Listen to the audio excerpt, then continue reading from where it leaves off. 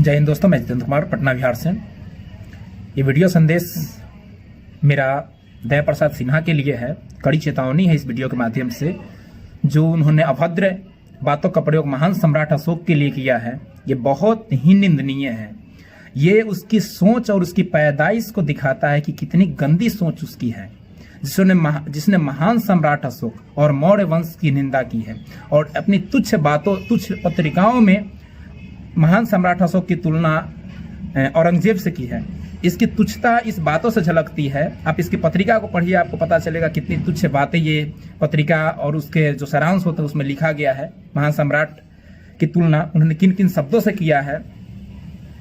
मुझे भारत सरकार से यही अपील है कि इस पे राष्ट्रद्रोह का केस दर्ज किया जाए। इसके अलावे इसकी जितनी भी संपत्ति है सभी को नीलाम किया जाए और सरकार द्वारा, राज्य सरकार हो या केंद्र सरकार हो, जितनी भी इसको अभी तक अवार्ड मिले हैं, पुरस्कार मिले हैं, सभी को वापस लिया जाए और इस पर राष्ट्रद्रोह का मुकदमा करके इसको जल्दी से जल्दी अंदर डाला जाए जेल में।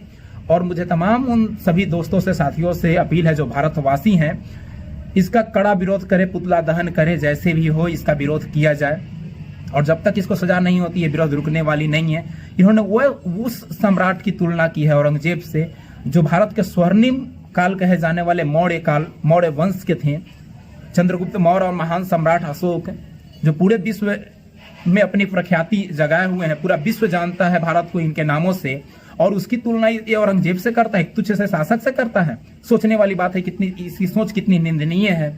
जब भारत अखंडित था उस समय दया प्रसाद सिन्हा कहाँ था? आज इसको बहुत नॉलेज हो गया, बहुत जानकारी हो गई है। लगता है कि पेट में से ही पैदा हुआ है सारी जानकारी को लेके। इतनी जानकारी तो और लोगों के पास नहीं है जितने इसके पास है, जो पत्रिकाओं में लिखा है।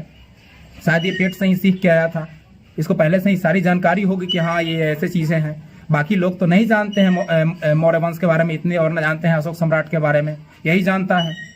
इतनी अभद्र बातों का प्रयोग इसने किया है जो कि कभी माफी के योग्य नहीं है। इस पर राष्ट्रद्रोह से कम का मुकदमा किसी को मंजूर नहीं है। पूरे भारतवासियों से मेरी अपील है, इसका कड़ा विरोध किया जाए, चाहे वो किसी धर्म, किसी मजहब। महान सम्राट अशोक सिर्फ मौर्य वंश या कुशवाहा या कोयरी जाति के नहीं थे, ये पूरे भारतवर्ष के सम्राट है और पूरा भारतवर्ष इनके नाम से जाना जाता है। आज भी देखिए भिन्न भिन्न क्षेत्रों में बिना हमारे अशोक स्तंभ या बिना हमारे अशोक चिन्ह के हर चीज अधूरा है, भारत की पहचान नहीं है।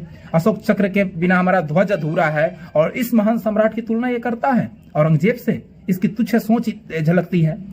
मेरी अपील यही है कि भारत के हर एक कोने से इसका विद्रोह होना चाहिए, इसका विरोध होना चाहिए, चाहे वो लिखित हो, मौखिक हो या जैसे हो, पुतला दहन करके इसका विरोध होना चाहिए। जब तक ये सलाखों के पीछे नहीं जाता है, जब तक इस पर राष्ट्रद्रोह का मुकदमा नहीं होता है, जब तक ये सारी पत्रिकाएं इसकी बैन नहीं होती है, जब तक इसकी सारी संपत्ति नीलाम नहीं होती है, तब तक इसको रोकना नहीं है।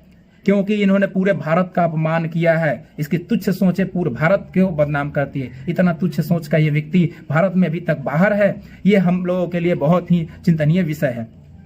इतना दिन पहले ये शब्द बोलकर अभी तक ये बाहर है। इसको जल्द से जल्द सलाखों के पीछे डाला जाए, मेरी यही सरकार से अपील है। और तमाम भाई मित्र बंधुओं से अपील है कि भारत हम सभी क्या है, हम सभी इससे अपार स्नेह और प्रेम करते हैं। और मेरे भारत के विरुद्ध या किसी शासक, महान सम्राट के विरुद्ध अगर कोई अभद्र बातों का प्रयोग करता है तो उसकी सजा बहुत कड़ी से कड़ी होनी चाहिए। और सरकार से यह अपील है कि कड़ी से कड़ी से सजा दे और इसे राष्ट्रद्रोह का मुकदमा जल्द से जल्द दायर किया जाए और इसको जेल के अंदर प्रवेश किया जाए।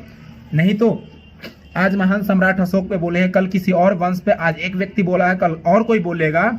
और उस महान सम्राट अशोक की तुलना ये औरंगजेब से करता है, जिसके काल को स्वर्णिम युग कहा जाता है भारत का, जिसके डर के कारण विदेशी शासक आक्रमण करना छोड़ दिए थे। उस महान सम्राट की तुलना करता है जो विश्व विजेता माना जाता है, जिनको, जो पूरे विश्व को जीतने वाले हैं। उस मौर्य वंश की तुलना, उस महान सम्राट अशोक की तुलना औरंगजेब से करता है। इसकी तुच्छ सोच स्पष्ट झलकती है।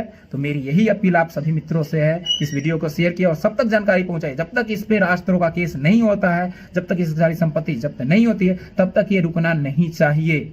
क्योंकि इसने भारत का अपमान किया है, सिर्फ महान सम्राट का अपमान नहीं किया है, इसने पूरे भारत के ध्वज का अपमान किया है, भारत के राष्ट्रीय चिन्ह का अपमान किया, अशोक स्तंभ का अपमान किया है, इसने भारत सरकार का अपमान किया है, सबका इसने अपमान किया है। और अपमान करने वाले इंसान को बाहर रहने का कोई अधिकार नहीं है। इस पर राष्ट्रद्रोह का केस होना चाहिए। बस यही संदेश मेरी है। मैं चाहता हूं कि आप लोग इसे शेयर करें और इस आंदोलन को रुकने ना दें जब तक उसको सजा नहीं होती है। जय हिंद, जय भारत, जय बिहार।